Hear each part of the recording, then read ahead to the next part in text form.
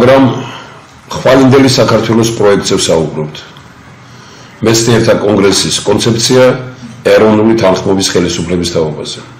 როდესაც ჩვენ ქართული ერთობის დარბაზის წევრები პატრიარქთან მივედით ძალიან დიდი პროგრამით და ეს იყო დაახლოებით ეს იყო 14 წლის წინ პატრიარქი იწყებს საუბარს და ამბობს, რომ საქართველოში რაღაც არ ნახულად ებრძვიან ავტორიტეტებს. განვლილმა პერიოდმა დაადასტურა, რომ არათუ ებრძვიან საქართველოს დატოვეს ავტორიტეტების გარეშე.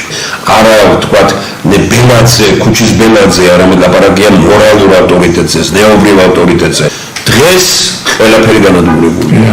დღეს ფულმა გადათელა ყველაფერი. მასე ჩვენ ვაბრუნებთ აი ამ განწყობით ლაპარაკია ეროვნული თანხმობის ხელისუფლებაზე. აქ ამის მთავარი საფუძველი არის პიროვნებათა ხელისუფლება, პიროვნებათა პარლამენტი, ზნეობრივი ადამიანების, რომ ვინც გარბის პარლამენტისკენ პრაქტიკულად არათუ ეჭვით შევხედოთ, ძალიან კატეგორიული უარი უნდა უთხრათ, მაგრამ ვინც გჭირდება პარლამენტში, იმას უნდა შევეხვეწოთ. მაგრამ ამას ჭირდება მექანიზმი, ამას ჭირდება სისტემა. მეცნიერთა კონგრესმა თქვა, რომ პარლამენტი უნდა იყოს პოლიტიკური ორგანო, მაგრამ არა პარტიული, ერთი არჩევნები მაინც, 4 წლით მაინც და ჩამოყალიბა კონცეფცია, როგორ უნდა მოხდეს, ესე იგი, ამის ჩამოყალიბება. 2018 წლიდან შეხვედრები როცა ტარდებოდა მეცნიერთა კონგრესში და ვიხილავდით ამ ყველა დოკუმენტს, მე და ბატონი ვახში მივდივართ თქვენთან ერთად იმ საწყისებიდან. კი ბატონო, მეთანხმებით ეროვნული თანხმობის პარლამენტს. ეს არის დღეს ყველაზე რეალური გამოსავალი ამ ქვეყანაში. მხოლოდ მაშინ ეშველება ჩვენ ქვეყანას თუ თითოეული ადამიანი ჩვენს გონებამდე, ჩვენს ნეობამდე, ჩვენს ზნეობამდე დაუშვებთ იმას, რომ შიგნით აუცილებელია ეროვნული თანხმობა. ჩვენ ეროვნული თანხმობის პარლამენტის და ხელისუფლების იდეაზე რო ვსაუბრობთ, იქ ლიდერთა შემადგენლობა იქნება, იქ არ იქნება ერთი ლიდერი. აუცილებელი არის, რომ საქმედ მომართული ადამიანები იქნება და იქნება ლიდერები, თავის საქმეში პროფესიონალები, ქვეყნები, რომლებსაც ეროვნული განწყობა აქვს, მაგრამ განვითარება აზროვნებელი. მეცნიერთა კონგრესი ექნება არა მარტო უბრალოდ სიმართლეს, არამედ ექნება ჭეშმარიტებას. ეს ძალიან ადვილია ჩვენ ამ მდგომარეობიდან რომ გამოვიდეთ. უბრალოდ ნუ დავიყიდებით იმის თაობაზეა საუბარი, რომ უნდა დაინგრეს დოკები უნდა დაინგრეს, ხო და მაგრამ აქ მთავარი დოკების დამგრევაზე კი არა ლაპარაკი. ეს ტერიტორია უხიდია თურქს ხალხო.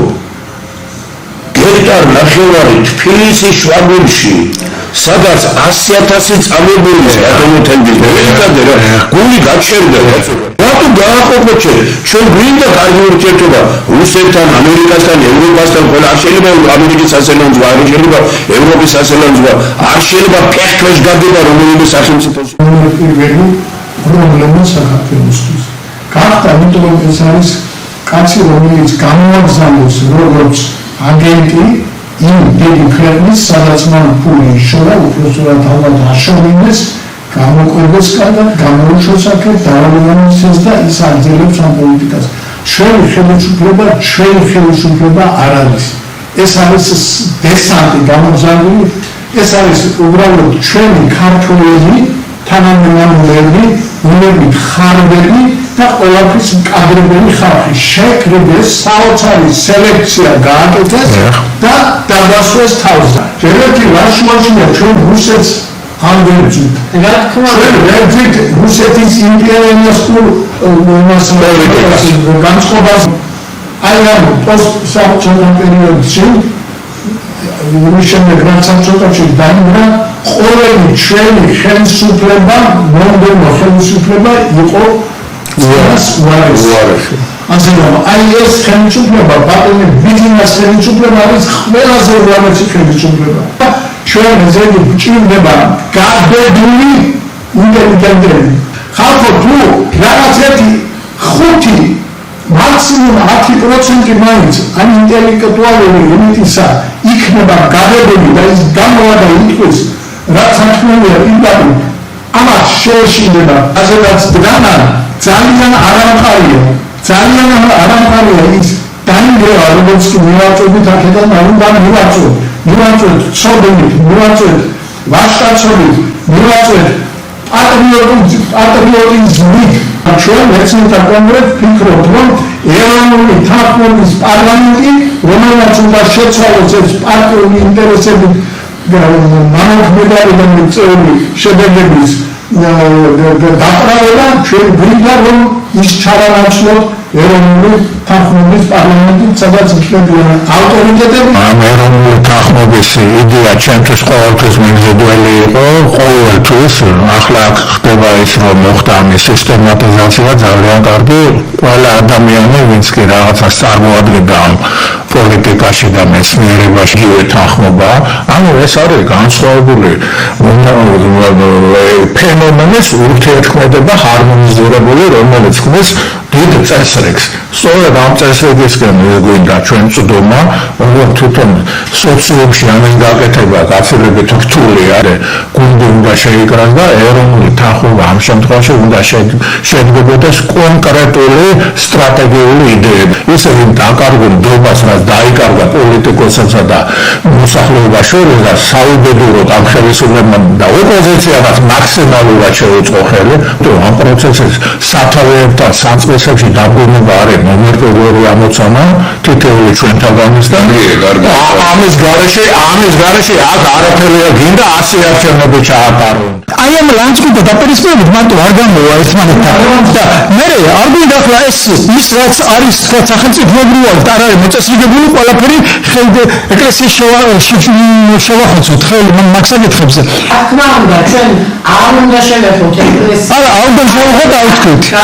გავიგე, მაგრამ მაშინ როდესაც ქვეყანა კრიტიკულ ზღვარზეა მისული, ეკლესიას ევალება თავისი ხმამაღალი სიტყვა თქვა სახელმწიფოებრიობის დასაცავად და ქართველების დასაცავად, ხალხის დასაცავად. ჩვენი დღევანდელობის უბედურება ეკლესიის იზლერესის სუსტე განხილვა კი არ არის, ჩვენი უბედურება ადმინისტრაციას ხავს ხელისუფლება, რომელსაც უნდა ხელას მოდრეკა, ავტორიტეტების მოსყობა. პატრიარქმა დაიწყო მეთქის საუბარი, რომ ქვეყანაში ებრძვიან ავტორიტეტს, მაგრამ რაც უფრო მეტი გაუძლებს ეკლესიაში ხელისუფლების ამ ზეწოლას, მით უფრო გადაარჩენს ხელისუფლებასაც, ქვეყანასაც და ეკლესია იქნება ძლიერი. კინებულია ნებისმიერ შეურაცხყოფა, რომელიც ხდება, თუნდაც გინდა ხელისუფლების მიმართ და გინდა ოპოზიციის მიმართ, გინდა პოზიციის მიმართ. ეს ფორმატი უნდა გადავიდეს სხვა ფორმატში. მაგრამ ამის ამოსავალი წერტილი არის სამართლებრივი სივრცე. დღევანდელი სამართლებრივი სივრცე არის პარტიული ყოფა.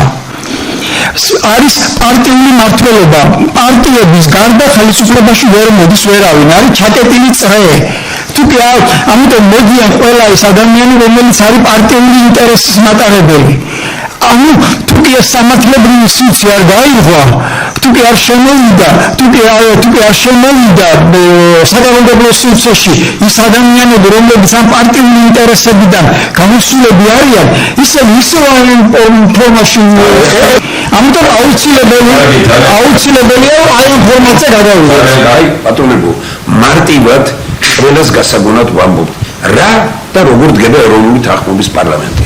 პირველი შეთანხმება ხდება იმაზე, რომ პარტიების დრო არ არის და გავიწიოთ პარტიებმა ცოტა ხნით გვერდით.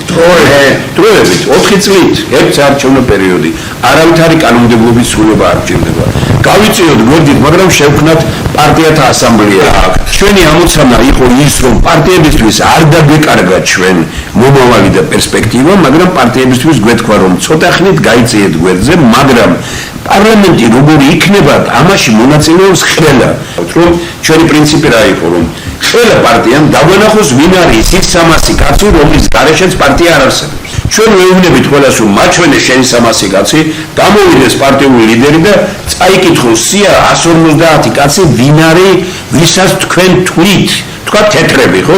აი ვინ არის 150 კაცი თეთრების კანდიდატი, ოღონდ პარტიების გარეთ, პოლიტიკოსი არ უნდა იყოს. თავისთავად ხდება დიდი საკითხი. 100 და 200 პარტია ვარ, ვეუბნები, ჯერ აპარტია ხარ, 300 კაცი ვერ დამანახე. და შენ ვერ გამოიტანე შენი სია, ხო? თავისთავად უკვე დიდი საკითხი გადაწყდა. გამოიტანა ყველა 150 კაციანი სია. ვაქვეყნებთ ყველა სიას. რაც უფრო გავუძდით ამ რაოდენობას, მით უფრო ცთუმილება დამთხოვის მეტია, იმიტომ რომ არ არის ქვეყანაში ძალიან ბევრი ის პიროვნება, რომელსაც ჩვენს ნეობრივ ავტორიტეტს ესიებს, პატიოსანს, აი ასეთ ვეძახით და ეს იქნება მე გარწმუნებ თქვენ რომ სასწაული რამე მოხდება მსოფლიო პოლიტიკურ ისტორიაში შეიძლება იყოს ეს ძალიან მნიშვნელოვანი, რასაც ჩვენ ვამბობთ, რაზეც პარტიები არ მოხდებიან, ჩვენ და პარტიები ამბობენ უარს. ჩვენ ხალხს უნდა უთხრათ, რომ პარტიები მარტო იმიტომ კი არა, რომ აქამდე მოგვიყვანეს. აი ამას არ ეთანხმებიან, იმიტომ რომ ეშინია დატმობა კორუმპირებულ პოლიტიკურ ძალას, ეშინია ხელისუფლებიდან წასვლა. იგი სია გაკეთდა ასეთი და კრიტერიუმები ჩამოყალიბებული გვაქვს ჩვენ, რომ ერთი კაცი, რომელიც ამ სიაში მოხდება, მინიმუმ 10 ვინმეს უნდა იყოს დასახელებული. ვაკეთებთ ერთ სიას, შეყვავს ეს 300 თუ 400 კაცი, საზოგადოებას ვეუბნებით, ამ 300 კაციდან თქვენ აირჩიეთ ვინც გინდათ. ნებისმიერმა ეს მექანიზმი ჩამოყალიბებულია. ვაყალიბებთ ისეთ რამეს, რომელიც ქვეყანას გამოიყვანს ამ მდგომარეობიდან. პროგრამას მეცნიერები წერენ, ხალხის მონაწილეობით და პარტიების მონაწილეობით შედგა სია და გავიდა სახალხო რეფერენდუმზე. გამოვიდა ერთი სია. გადარჩენა ქვეყნის ხალხი, კარგი, არ დაგვეთანხმართ ერთი პარტია. რა ვქნათ ჩვენ? აი სწორედ ამ ეტაპზე ვარ ჩვენ ახლა. პარტიები მიხვდნენ იმას, რომ ეს სისტემა მათ დაამთავრებდა და სრულად ახალ პოლიტიკურ პროცესს იწყებდა ქვეყანაში. ამიტომ პარტიებმა ის არ მიიღეს, მაგრამ ჩვენ გავჩვდით და წინა არჩევნებზე ხრიკები რატომ მოუწყვეს ჩვენს გუნდს, რომელიც იმ დროს ჩვენ დავიწყეთ, არ ქონდა დრო, მაგრამ ცოტა დროში ისე სრულყოფილად ვერ, მაგრამ თქვით რომ მოდით ჩვენ ჩამოვაყალიბოთ ასეთი სია და დავიტანოთ ერთი სია, რომელიც ხალხის იმით იქნება. ეხლა მაშინ ვერ შემძლით არ დაგვიშვეს არჩევნებზე. იმ სიაში მე არ ვიქნებოდი და იმ სიაში იქნებოდნენ სწორედ ავტორიტეტული პიროვნებები. შეშინდნენ როგორც ხელისუფლებაში, ასევე ოპოზიციაში. შეშინდებით კიდევ უფრო მეტად. ეხლა ჩვენ მუშაობთ ისეთ სიაზე და ისეთი სია გამოვა. არავისთან წინასწარ არ იქნება შეთანხმება. დაუჭერთ მხარს მოიგებთ. რა ფუნქციას იწვევს მეცნიერთა კონგრესი? მეცნიერთა კონგრესი კი არ შედის პარლამენტში. მეცნიერთა კონგრესი ამბობს, რომ ჩვენ კიდევ უფრო მეტად ძლიერდებით და ჩვენ ვიქნებით კონტროლი ჩვენს მიერვე. აი ამ პრინციპს ძალებირებოთ ყველა ჩვენ ვიქნებით პირველი მომთხოვნი. ჩვენ ვიქნებით როგორც იტყვიან სახალხო ფრონტი უკვე. ეს იქნება ინტელექტუალური რევოლუცია. ამ ქვეყანას სჭირდება ინტელექტუალური რევოლუცია. აი ეს არის ჩვენი პროექტი. ბატონო ძალებიძალის მონაწილეობა, იმ ოქს, რომელსაც მისცეს მონაწილეობა, იმ ოთხი თავის თავს ის ჩაუტარა და დააჩა ჩვენთელეკვედაცი. ერთ პარტიული პარლამენტი კი არა. აღარც ერთი პარტია არ არის. მევანდელი ხელისუფლებას აღარ წარმოადგენს პარტია, ეს პარტია არ არის. იმათ არც ერთი იდეა არ გააჩნია, რომელმაგაზე აბერე პარტია ნიშნავს იდეების ერთობას. ჩამოყალიბებული იყო იდეა, რომ ჩვენთან ყოფილიყო ორ პალატიანი პარტია. იგი იქნებოდა ადგილი პარტიებისას და რეგიონებისას. ოღონდ იქნებოდა პალატა და ზედა. ხო, არ იქნებოდა არა ერთ პალატაში, არამედ ორ პალატაში და ეს უფრო მეტად დააბალანსებდა ამ ვითარებას. ამიტომ აი ეს იდეები დასახულწია, რა თქმა უნდა და უფრო ესე იგი კონსტიტუციური ცვლილებების დონეზე წარადგინოს და ხალხსაც. ადამიანებმა დაინახონ არა მარტო როგორც იდეა, არამედ როგორც მოქმედების ცხოვრებაში მასახულწია. პიროვნება მოდე რომელიც არჩეული არის საკანონმდებლო ორგანოში, ანუ იმ ორგანოში, რომელმაც უნდა სამართლებრივი სივრცე შექმნას, უნდა იზნოს, რომ არის არა პარტიის წარმომადგენელი, არამედ არის ერის წარმომადგენელი და არა რიგითი პარტმუშაკი. აი ეს მარტივი მოცემულობა არის და აი ამაში ძალიან საინტერესო აზრია ბატონ თემურის აზრი და აი ეს აზრი უნდა დადუღდეს როგორმე დადუღდეს და ყველა მივიღოთ მონაწილეობა და მივხვდეთ აი იმაზე როგორ შევქმნათ ისეთი საკანონმდებლო ორგანო, სადაც კანონმდებელი იქნება ერის პირდაპირი წარმომადგენელი. აუცილებელია, რა თქმა უნდა, კიდევ თანხმობის იდეის კონკრეტიზაცია. ამ ოპოზიციის ყველაზე დიდი უბედურობა მდგომარეობდა იმაში, რომ მათ დაუკარგეს დღევანდელი კონსტიტუციის სააკაშვილმა რომ მიიღო ფაქტიურად, რომ განწერული იყო ეს ხელისუფლება და მთავრობა კოალიციური მმართველობისკენ, აი ეს იდეა მოსწეს. სანამ ეს არ გაირღვევა, ეს არ გადაილახება და ზეპარტიული, ასე ვთქვათ, პოლიტიკური მსოფლმხედველობის ადამიანები არ წარდგებიან, როგორც ეს რა თქმა უნდა თქვენ სწორი ძალეთ ეს ზეპარტიული, მაგრამ მეტი კონკრეტიზაცია საჭირო. ეს უნდა იყოს პოლიტიკური სოფხედულობით შეკრული ადამიანები, ზეპარტიული, ასე ვთქვათ, ტენდენციები და დამოკიდებულება. ყველაფერი რეალურია. ასე თუ ისე მაინც მივდივართ არჩევნებამდე, ხო? გვაქვს საარჩევნო კანონი, სადაც პარტიები წილეობას წილეობას და გვაქვს მეორე კონსტიტუცია, სადაც რეფერენდუმის უფლება ხალხს აქვს წარჩეული. მაშინ როგორ მოგვყავს მოქმედებაში ეროვნული თანხმობის პარლამენტი და ამ სიებით როგორ შევყავს ხალხი ამ პარლამენტში. აი ამას უნდა იურიდიული ფორმის მიცემა, თორე იდეურად რომ ეს ყველაფერი ორიგინალურია და გამოსავალია დღეს ამ ქვეყნისთვის, ამაზე ვინ დაობს. მაგრამ როგორ უნდა მოვიდეს ეს მოქმედებაში, აი ეს არის იურიდიული ფორმა ამისთვის მისაცემი და მე ის რომ ხალხმა ამ პროგრამებს მხარი დაუჭიროს. 20-მდე საკითხი გვაქვს. აი თუნდაც ყველაფერი რო ისე დარჩეს, აი ცვლილებები მაინც არჩევნებაში უნდა შევიდეს. აი უბრალოდ ის მაინც უნდა გაკეთდეს, რომ ვინ რამდენი პროცენტით იქნება პარლამენტში, იმდენი პროცენტი იყოს აღმასრულებელი. საპირებს ვთქვათ, არა პარტია, არამედ ბიძინა ივანიშვილი.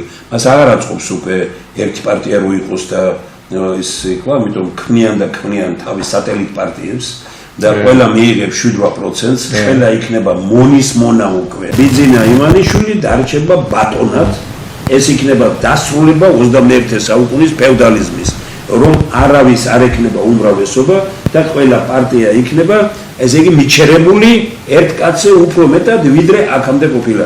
ჩვენ უფრო მძიმე მდგომარეობაში ვართ, ვიდრე გგონია, რომ ჩვენ დღეს გვჭირდება კარგად გააზრება ამ პროცესების. მეცნიერთა კონგრესი ხალხს საზოგადოებას ამას თავაზობს. ხალხში უკვე როგორც ვაჟობშაველა ამბობდა, თვალება ახილება დაწყებულია. ხშირად, რა თქმა უნდა, ხალხთან გვაქვს ურთიერთობა და მათ აქვთ ჩვენს მიმართ კითხვები. რას აპირებთ თქვენ? თქვენ არავის მოწინააღმდეგე და მტრად არ გაცხართ, პირიქით ამბობთ, რომ ამათაც შველა უნდა. ჩვენ მოვედით ხელისუფლებაში.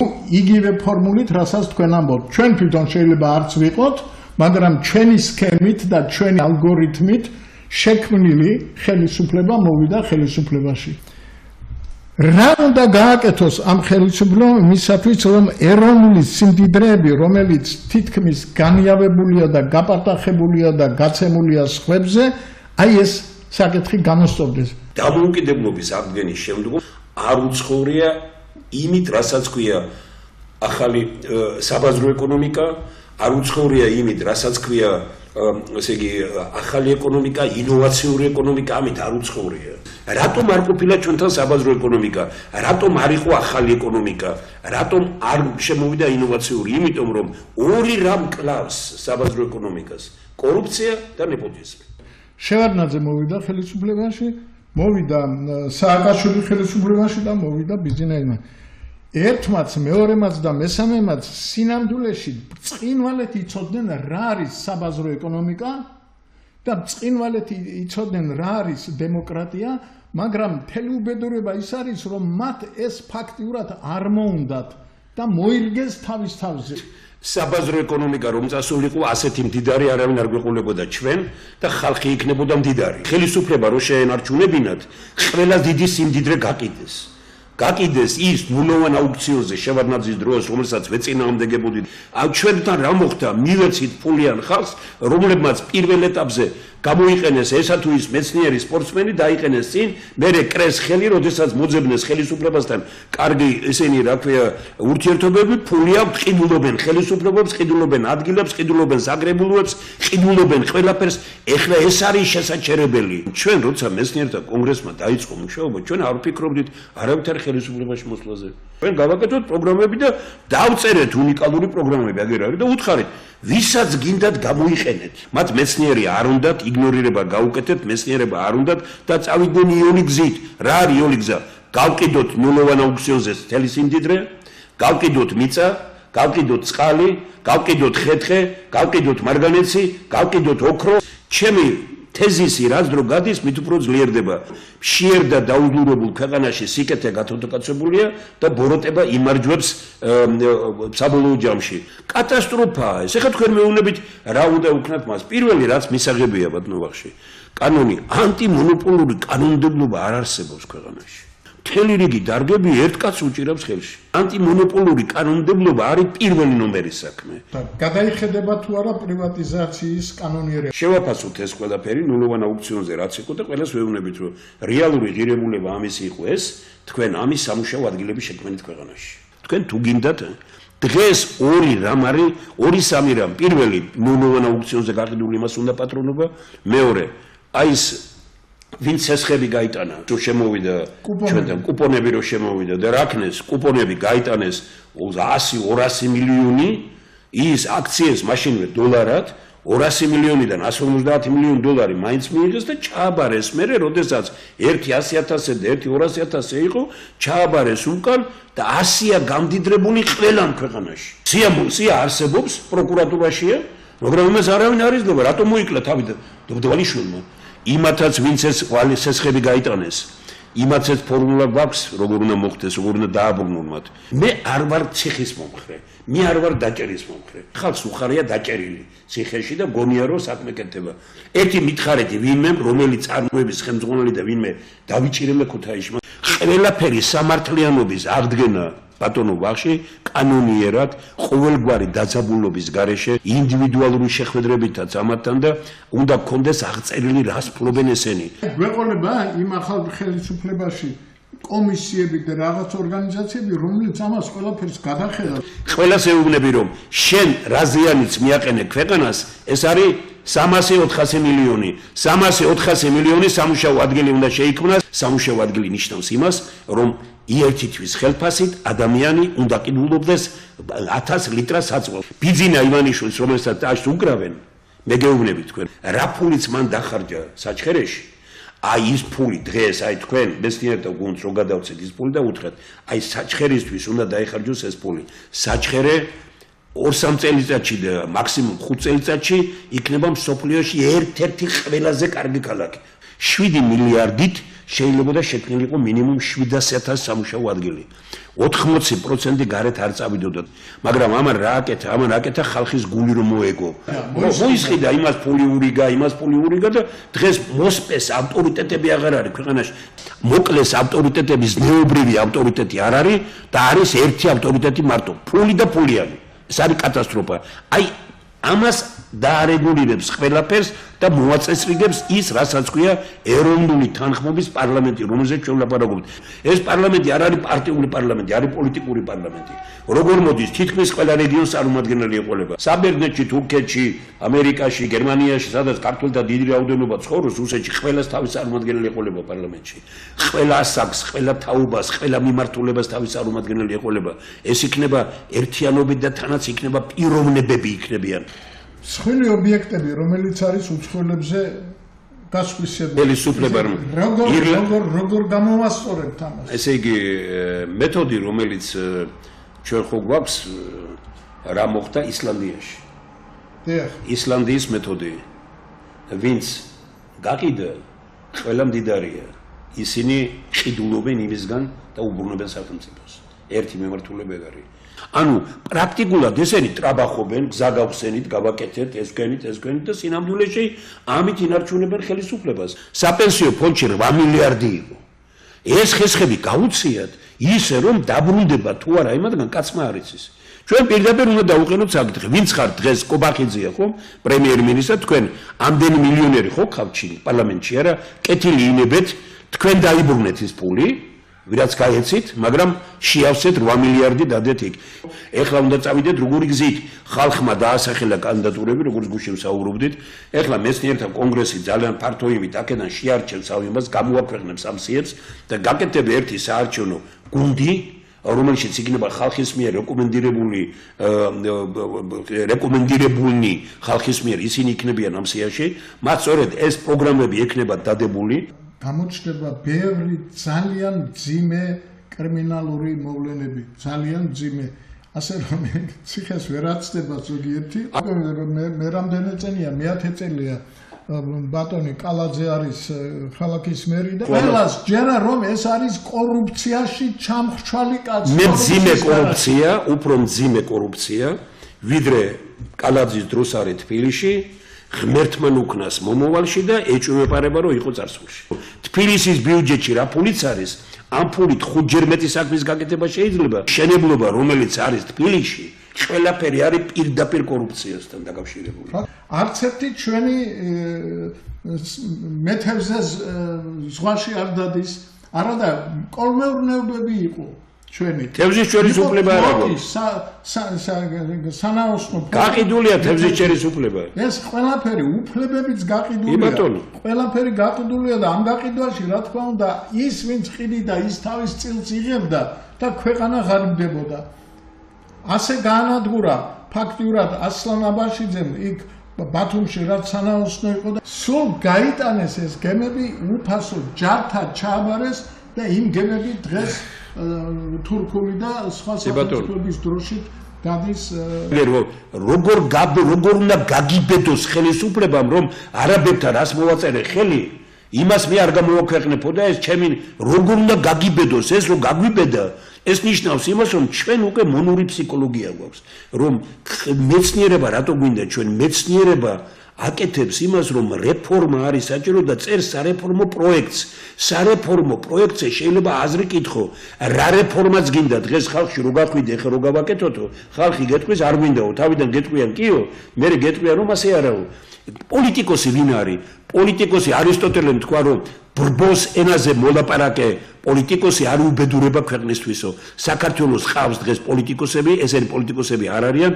რომლებიც ვითომ ხალხის ენაზე ლაპარაკობენ ისინი ნამდვილად უპოვენ ხალხს პოლიტიკოსი არის ის ილია ჭავჭავაძე ნახეთ როგორ ამბობდა რომელიც საკუთარი აზრებით და ხალხის განწყობით და ცხოვრობსო ესაა პოლიტიკოსი პოლიტიკოსი არის ის რომელიც მაღლა ინოვაციურია იცნობს მსოფლიო პროცესებს, მაგრამ ზემოდან კი არ უყურებს ხალხს, ხალხი მიყავს თავისკენ. ბრბო აქციეს ხალხი ამ პოლიტიკოსებმა და აი ასე დაამშიეს და დააუძლურეს, იმიტომ რომ ადვილად მართონ. ჩვენ შევძლებთ იმას, რომ აი ილია, ესე იგი, ვაჟა-ფშაველას ეს გამონათქვამი, რომ თვალებახილებული ხალხი, მე უფრო დღეს ეროვნულ კაცს ვიდრე თვალებახილებული კაცია ვერ ვხედავ, ვინც თვალებახილებულია, არ შეიძლება მოწონდეს ის, რაც ამ ქვეყანაში ხდება. რატო ვერ ვახერხებთ რომ სახელმწიფო მმართველობაში ამ კარგ ადამიანებს მოუყავთ თავი ერთად და ერთი მიზნისაკენ ერთი ტაქტიკით და ერთი სტრატეგიით ვეაროთ ისე რომ საქართველოს მოსახლეობამ სიკეთე იგრძნო. ბატონო ბიზნეს მინდა იმის მომართვა მე შეიძლება ინფორმაციების სწორად არ მიდის შეიძლება სწორი ანალიზი არ კეთდება. მე უბრალოდ იმის თქმა მინდა და ბატონო ბიზნა რომ ულტიმატად თქვა დედეხნეს ურთიერთობა 2020 წელს ჩემთან მოვიდა ერთი ჩვენი საერთო ნაცნობი ბატონო ბიზნა მითხრა ესეთი რამ რომ ბატონო ბიზნა მოთქვა რომ ზაალი მიცის სად უნდა მივიდეს დღემდე ვერ გავიგე სად უნდა მივიდე დღემდე ვერ გავიგე რატო უნდა მივიდე და რაღა დაგიმალო და დღემდე ვერ გავიგე 2012 წლის მერე სად მივდივარ. მოსახლეობაში ესე იგი სერიოზული პრობლემებია, როგორც სოციალურ-ეკონომიური, ისე სამართლებრივი ხო და ყველაფერი ბრალდება შენ. არანაირად რუსეთი ცხინვალს თავისი ნებით არ დათმობს. ეს არის ტყუილი.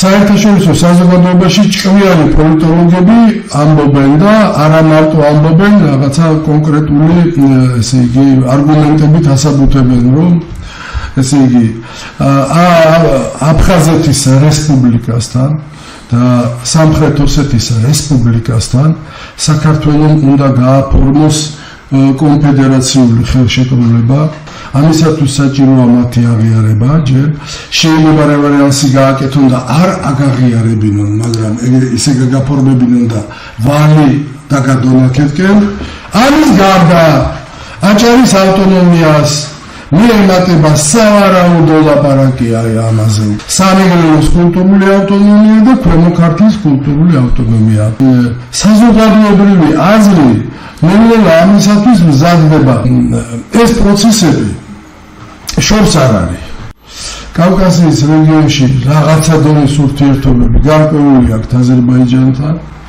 გარკვეული აქვს სომხეთთან ჩვენთან არავის სტრატეგიულად გარკვეულია ჩვენთან არავის არაფერი არ აქვს გარკვეული ჩვენთან არის ჯიბრის ზგილაობა ქვეყნის შიგნით ჩვენთან არის ქვეყნის გარეთ ძიძგილოობა. ამას ღმერთმა არ აქნას თუ დაემატა ეხლა ისეთი სანქციები გარედან, რომელიც საქართველოში კიდე იმპორტს გააძლევს და 70%-მდე იმპორტია, ხო, ჩვენ ქვეყანაში ყველაფერი. ძალიან ცუდი შედეგები მოყვება ამას. როდესაც ვლაპარაკობ სამხრეთ კავკასიაზე, ჩრდილო კავკასია რაღაცა ისე მეორე ხარისხოვან კატეგორიად მოიხსენიება ჩვენ ქართულ პოლიტიკაში, რატომღაც ყველა ამბობს, რომ მან რუსეთის გავლენა დიდია. კი ბატონო, რუსეთის ფედერაციის ტერიტორია, რუსეთის სპეცსამსახურების გავლენა დიდია, მაგრამ რეალურად მოსახლეობის 20-25%-ზე მეტი რუსების მხარეს არ არის და თავის დროს ელოდებიან. პოსტსაბჭოური სივრცის ფარგლებს გარეთ კონკრეტულად კი უკრაინაში საკმაოდ სერიოზული ძალებია მობილიზებული კავკასიურები. იქ რაღაცა ქართული ბატალიონიც არის, ჩეჩნური ბატალიონიც არის, ინგუშური ბატალიონიც არის დაღესტნის ბატალიონი. ამის გარდა ევროპის კავკასიურ დიასპორათა დიასპორა ცნობისათვის 230,000-მდე კავკასიელი ცხოვრობს უკვე ევროპაში. მოქმედები გააქტიურდნენ. ხედავთ, რომ ჯერ ქვეყანა სიკვდილის ჭაობში არის, ატური მდგომარეობა, ანუ სახელმწიფოებრივი სვლები არ არის, არც იქიდან და არც აქედან. თუ არ არის, ეს პარტია უნდა დამთავრდეს და ახალი მოთამაშეები უნდა დაჭდეს. ვერაფრით ვერ ავხსენი, რატო არ უნდა მინდოდეს მე კაც, რომელსაც მილიარდები მაქვს ქველმოქმედებაში ჩადებული, მე კონკრეტული პასუხისმგებლობას რო ვიღებ და ქვეყნის პირველი პირი ვხდები, რატო არ უნდა მინდოდეს რომ უკეთესი გავაკეთო? ყველა ძირითადი ევროპული დასავლური სტრუქტურა პლუს კიდე მეგობართა ჯგუფი ამერიკაში რო არის, რომელმაც რაღაც საგანგაშო ისინი დადო, ხო, რომლის თანახმადად ჩინეთთან და ირანთან და იმასთან თანამშრომლობაზე ხილებული არიან საქართველოს ხელისუფლების მაღალი ეშელონები. ესეთი რამეების შემთხვევით არ ხდება. ეს არის ნიადაგის მომზადება. საზოგადოებრივი აზრის შესაბქმნელად. ნაბიჯ მიდიან მანდამდე. შევარდნაძის მოდელი, რომ მე მოკავშირს მოუკრავ ტომარაში თავს და გადმოგიგდებ და მე ხელშეუხებლობის გარანტიას მივიღებ, ეხლა არ იმუშავებს. კანონზე თურქეთში ცხოვრები კავკასიელები აქეთ იყურებიან და გველოდებიან. თურქეთში ცხოვრებმა ქართველებმა ხმა მოიღეს და წელში გაიმართნენ. ჩრდილო კავკასიელები აქეთ იყურებიან. პოსტსაბჭოური სივრცის ფარგლებს გარეთ ცხოვრები კავკასიელები სულ ყველა აქეთ იყურება, სულ ყველა გველოდება, სულ ყველა ელოდება, როდის გადავდგათ ჭკვიანი. არის ძალიან კარგი გამოსავალი რა, საქართველოს უსაფრთხოების საბჭო უნდა ამუშავდეს და საქართველოს უსაფრთხოების საბჭომ უნდა დაიწყოს დიალოგი ჯერ თემატური ჯგუფებთან საქართველოში, საქართველოს უსაფრთხოების საბჭო უნდა ანალიტიკოსებით დაკომპლექტოს. ესე იგი, მე ეს კონცეფცია უნდა დადოს, რა თქმა უნდა, მან მიიღებს მონაწილეობას ყველა შავი ზღვის და კასპიის ზღვის აუზის ქვეყნების ინტერესია, რომ კავკასიაში იყოს მშვიდობა და სტაბილურობა. ეს რა თქმა უნდა ზეპარტიული ინტერესია. უზენაეს საბჭოს წევრებმა ეს მიწის პრობლემათა არაბიზაციასთან და ანტიკონსტიტუციური ქმედებების კასკადები რაც ჩატარდა, დაჩქარებულია თან ეს პროცესები ძალიან მავნებლურად. ყველანაირ საფრთხეს რო უხმობს, ასე ვთქვათ, ქვეყანას რა. ხელისუფლება თავს ინახავს ამას მოსახლეობის წინაშე, რომ ეს ინვესტიცია თუ შემოდის და ამდენი ძალიან კარგი საქმე თუ ხდება 370 ლარს როგორ ვერ ავწდით პენსიაში. ერთი კვირის წინ ამაზე ჩავატარებ ბრიფინგი მერაბ კოსტავას სახლ-მუზეუმში ქონდა ეს გამოსვლა, იყვნენ თვალსაჩინო და ავტორიმნაძე, პოლიტპატიმარი, მერაბ კოსტავასთან ამყოფი, საგარეო საქმეთა მინისტრები, უზენაეს საბჭოს აფხაზის წარმომადგენლები და მრავალი ისეთი ადამიანი, ეს კიდევ ერთხელ გავაპროტესტეს და კიდევ ერთხელ განგაშეს ზარი შემოუყარეთ იმით. ეს არის ანტიკონსტიტუციური არასამართლი გადაწყვეტილება და ეს ექვემდებარება გადახედვას, როგორც კი ეს ხელისუფლება შეიცვლება. და თვითონ ინვესტორი ოფიცერებს და რომლებიც შეიხები თუ არაბული მათ შორის ძალიან საეჭვო რეპუტაციის რომლებიც სერბეთიდან და პეკინიდან და ჩინიდან გააძევეს კონკრეტულად ეს კომპანია ეს გრძელდება ხელმოწერა ამას სხვაობით შემოვერთებით და ამ კიდე ბედოულად ოპოზიციას კიდევ ეუბნება ყოველ შემთხვევაში თუ გაერთიანებაზე თუ სტრატეგია თუ ახალ სიტყვაზე არის რა თუ ფუნდამენტალურ რაღაცაზე ამაზე ფუნდამენტალური არ არსებობს ელემენტარულად ახლა საზოგადოებაში მუსილებს აზრი რომ აი ესე იგი პოლიტიკური ხელმძღვანელობა შეიცვლება მოსკოვში და ახლები რომ რას იზამენ გადაგკოცნიან და შუბლზე გვაკოცებენ ეს ხელმძღვანელობა მოიყვანა სისტემა და იგივეს მოიყვანა ამას გაუშვებს სისტემა შეიძლება აუცილებლად აქ ყველაფერი დიალოგის და ხაერში არ არის აბსტრაქცია არ არის აქ კონკრეტულად როგორც თქვით ეს ხუთი ინსტიტუტი როგორ პირისპირდება ოვიზე ჰააგის ტრიბუნალს ეს რასმე გიჭერენ და გიჭერენ ანუ რა უნდათ მაგრამ პირდაპირ გეუბნებიან რომ არალეგიტიმურები ხართ პირდაპირ არა მარტო ამას გეუბნებიან ამ სისტემით ამ დამოკიდებული რო ჩაატარებ 2 წლის შემდეგ შენს მიერ თარიღ 28 წელს ასე თქვა ეს არჩევნებიც ასევე გარანტირებულად არ არის ეს რას ნიშნავს ეს ნიშნავს ქვეყნისთვის აბსოლუტურ კოლაპსს დამოკიდებულება ერთადერთი ლეგიტიმური ორგანო ვინმეორებ ერთადერთი არის უზენაესი საბჭო იზენა ივანიშვილს მიმართავ ერთადერთი ეგზა დაგჭა შენ ერთადერთი და ამ შემთხვევაში ჩვენ უზენაესი საბჭო ვიქნებით ის რგოლი რომელიც ოღონდ თანასწორუფლებიან პირობებში ქვეყანაში სიმშვიდე როა სიმშვიდე როა მოსახლეობა რო შვიდად არის და წყნარად არის ეგ იმას კი არ ნიშნავს რომ არავის არაფერი არ არის იქიდან არ არის ჯერ საჭიროება იმისა რომ აფეთქდეს საქსიტუა და ამიტომ ერთადერთი თქვენი გადასნა ამ ყოველფერს მოხსნის ასე თქვა ყველაზე უებარე რეცეპტი ყოველგვარი ნიშნის მოგების და იმის გარეშე გელაპარაკებით მე რასაც ლაპარაკობ ამ ჯგუფის დასტურით ლაპარაკობ ამ ყველაფერს ამიტომ ამისთვის ეს ხალხი მზად არის შეიძლება ამ თემის მოგვა შეიძლება სამოქალაქო კონფრონტაციის თავიდან აცელა ის რომ ერთმანეთს ღირსება არ დავამციროთ არ შეურაცხყოფ ასე თქვათ დამარჩენები დამნაშავეები გავუყანოთ თამაშიდან როგორც ასეთი და ჩატარდეს და ისტორიაში შეხვდათ თქვენ კიდე ძალიან პატარა შანსი გაქვთ გადარჩენის თუმცა ძალიან პატარა არის ესა ამიტომ ანალოგია არის ნებისმიერ შემთხვევაში დასაწყისი